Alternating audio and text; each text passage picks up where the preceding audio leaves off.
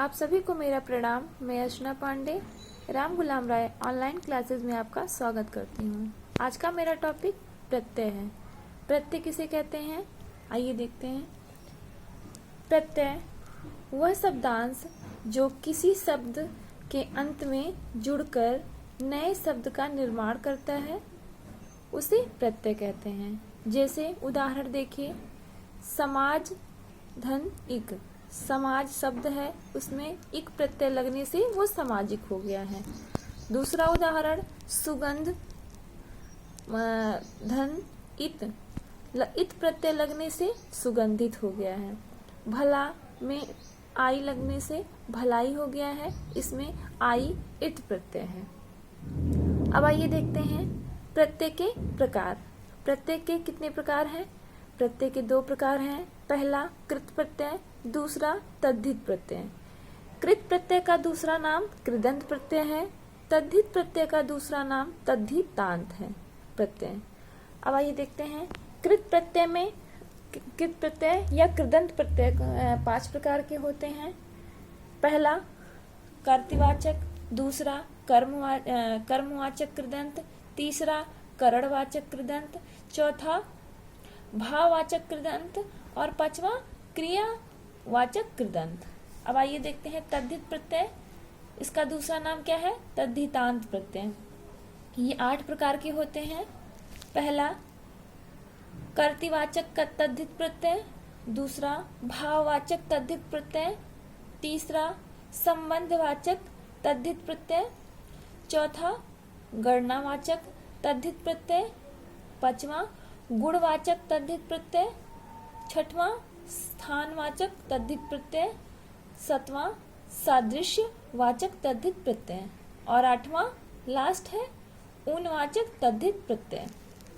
अब आइए देखते हैं कृत प्रत्यय क्या है। कृत प्रत्यय किसे कहते हैं?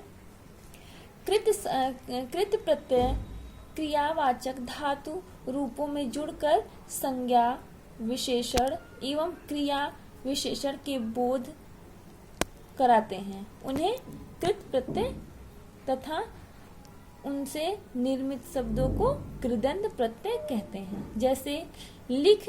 लिख क्या है? लिख एक धातु है, इसमें ना प्रत्यय लगने से लिखना हो गया।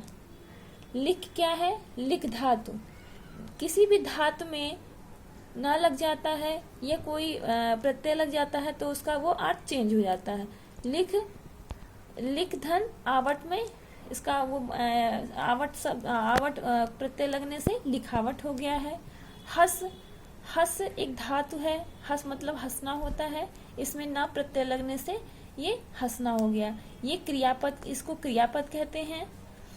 ये ना कृत प्रत्यय है और कृत प्रत्यय से ये कृदंत प्रत्यय बन गया है।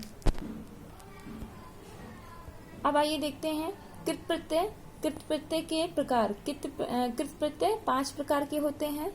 पहला कर्तृवाचक कृदंत। इसमें जिस प्रत्यय से बने शब्द से कार्य करने वाले अर्थात कर्ता का पता चलता हो, वह कर्तृवाचक कृदंत कहलाता है।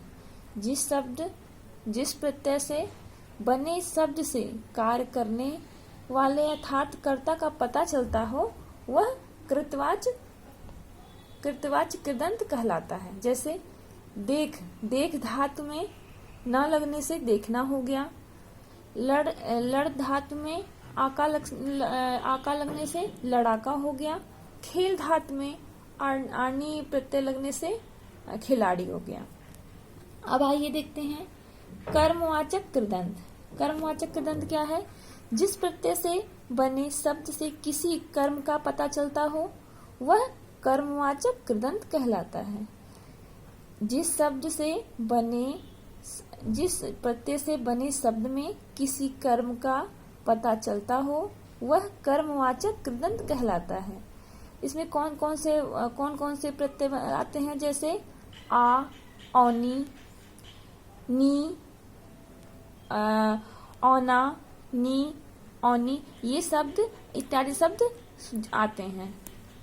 जैसे उदाहरण देखते हैं, बिछना में औना लगने से ये बिछौना हो गया। करना, करना में नी लगने से करनी हो गया। नी क्या है? ये प्रत्यय है। खेल, खेल में औना लगने से खिलौना हो गया है। ये क्या है? औना, औना ये कर्मवाचक कृदंत है, प्रत्यय है। अब ये क्या है? करणवाचक कृदंत। तीसरा करणवाचक कृदंत क्या है? वे प्रत्यांत जो किसी क्रिया के साधन का बोध कराते हैं। वे शब्द धातुओं में आ, नी, ऊ, न, ना, औटी, ई आदि प्रत्यय से जोड़ने से बनते हैं। जैसे कस में औटी प्रत्यय जोड़ने से कसौटी हो गया। झा धन ऊ जोड़ने से, बड़ा ऊ जोड़ने से झाड़ू हो गया। बेल, बेल धन ना लगने से बेलना हो गया। ये क्या है? करण, ये करणवाचक कृदंत है। अब चौथा भाववाचक कृदंत। भाववाचक कृदंत क्या है? धातु के अंत में न, अन, आ, आन, आवट, आओ, आई, न, आहट, ता, ती इत्यादि प्रत्ययों के जोड़ने से बने शब्द को भावबोधक कृदंत कहते हैं। जैसे आइए उदाहरण देखते हैं। थक, थक में आवट लगने से, आवट प्रत्यय लगने से थकावट हो गया। पढ़ में आक प्रत्यय लगने से आकू लगने से पढ़ाकू हो गया। धूम शब्द में आव लगने से, घूम शब्द में आव लगने से घुमाव हो गया। अब आइए देखते हैं क्रियावाचक कृदंत। क्रियावाचक कृदंत किसे कहते हैं? जिस प्रत्यय से बने शब्द से क्रिया के होने का भाव प्रकट हो वह क्रियावाचक कृदंत कहलाते हैं। जैसे लिख धातु में आव लगने से लिखा हो गया। खा धातु में या प्रत्यय लगने से खाया हो गया। जा धातु में ताल प्रत्यय लगने से जाता हो गया। खा धातु में ता लगने से खाता शब्द हो गया। तो ये क्रियावाचक कृदंत प्रत्यय थे। अब आइए देखते हैं तद्धिक प्रत्यय क्या है। तद्धिक प्रत्यय जो प्रत्यय संज्ञा, सर्वनाम अथवा विशेषण के पीछे जुड़कर नए शब्द बनाते हैं वह तद्धिक प्रत्यय कहलाते हैं। इनके योग से बने शब्द को तद्धितांत कहते हैं, शब्द कहते हैं। एक बार और देखते हैं। जो प्रत्यय संज्ञा, सर्वनाम अथवा विशेषण के पीछे जुड़कर नए शब्द बनाते हैं वह तद्धिक प्रत्यय कहलाते हैं। इनके योग से बने शब्द को तद्धितांत शब्द कहते हैं। आइए उदाहरण देखते हैं। मानवता मानव धन ता, संज्ञा शब्द में ता प्रत्यय लगने से मानवता हो गया है। अच्छा धन आई प्रत्यय लगने से अच्छाई हो गया। यहाँ पे आई तद्धित प्रत्यय है। मम धन ता, ममता में ता प्रत्यय लगने से ममता हो गया। अब आइए देखते हैं तद्धित प्रत्यय कितने प्रकार के होते हैं। तद्धित प्रत्यय 8 प्रकार के होते हैं। पहला कर्तवाचक तद्धित।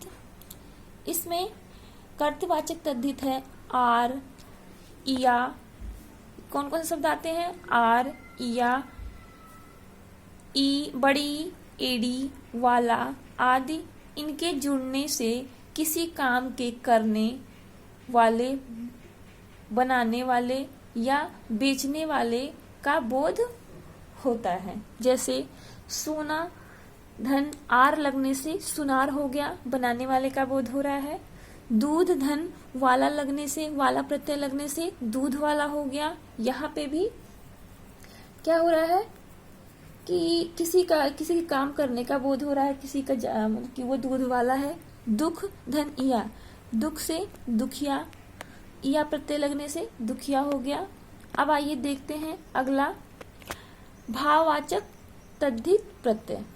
भाववाचक तद्धित प्रत्यय क्या है? भाववाचक तद्धित प्रत्यय संज्ञा या विशेषण के साथ जोड़ने से भाव का बोध होता है। ये प्रत्यय हैं, जैसे कौन कौन से वाक्य आते हैं, इसमें शब्द आते हैं, कौन कौन से प्रत्यय आते हैं, आ, आई, आस, आयत, आहट, पा, पन, ता, त्वा, नी इत्यादि। अब आइए उदाहरण देखते हैं भाववाचक तद्धित प्रत्यय का।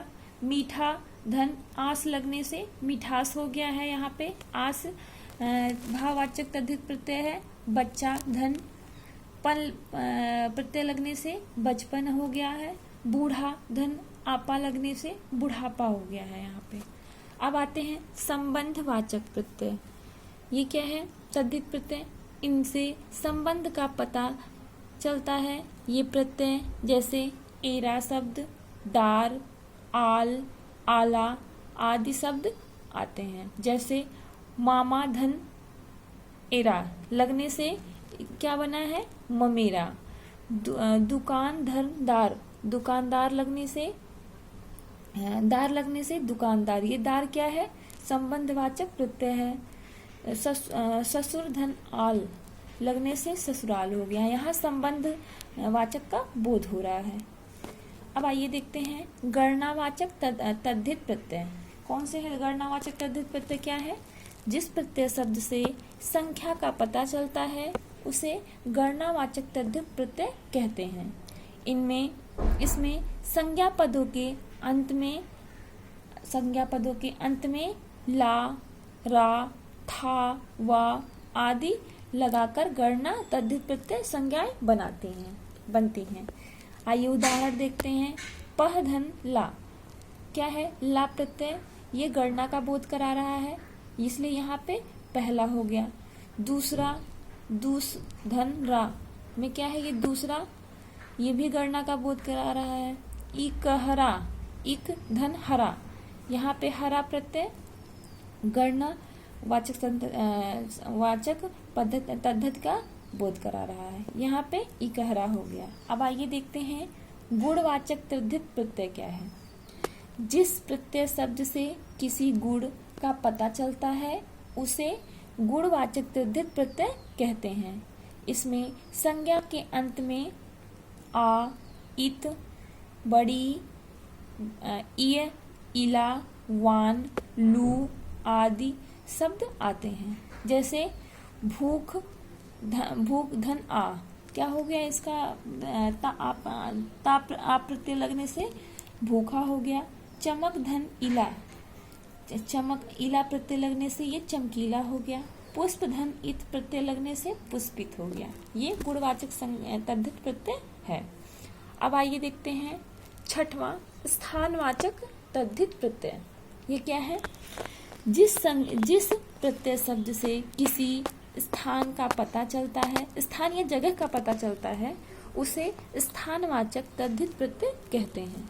इसमें संज्ञा के अंत में वाला, इया, बड़ी, वाला आदि शब्द आते हैं। अब आइए देखते हैं स्थानवाचक तद्धित प्रत्यय का उदाहरण। पहला क्या है, फारस धन ई प्रत्यय लगने से ये क्या हो गया, स्थान का फारसी, फारस में ई लगने से फारसी हो गया। चीन धन ई लगने से चीनी। नागपुर धन इया लगने से नागपुरिया शब्द बनते हैं।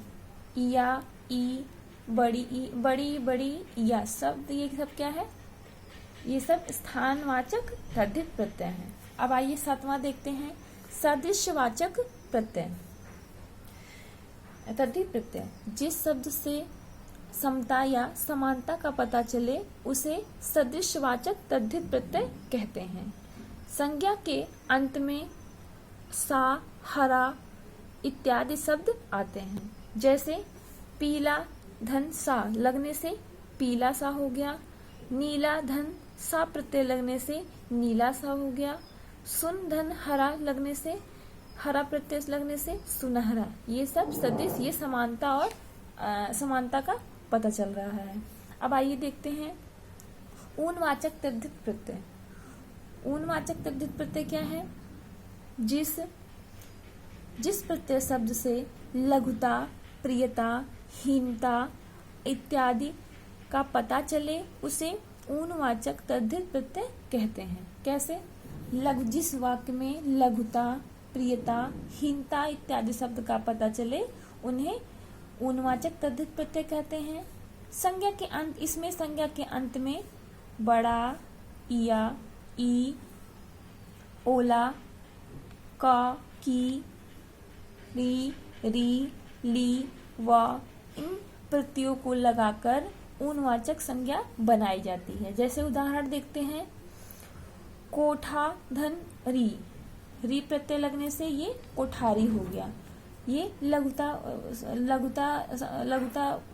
वो कर रहा है, लघुता का पता चल रहा है, बोध हो रहा है। बाबू धन आ प्रत्यय लगने से बबुआ, ये प्रियता का बोध करा रहा है। बूढ़ी धन इया, ये क्या है? बुढ़िया, इया प्रत्यय लगने से बुढ़िया, ये हीनता का बोध करा रहा है, ये दुर्बलता का बोध करा रहा है। तो आज का मेरा ये कृत प्रत्यय, तद्धित प्रत्यय का वर्णन जो भी किए हैं ये यही समाप्त होता है।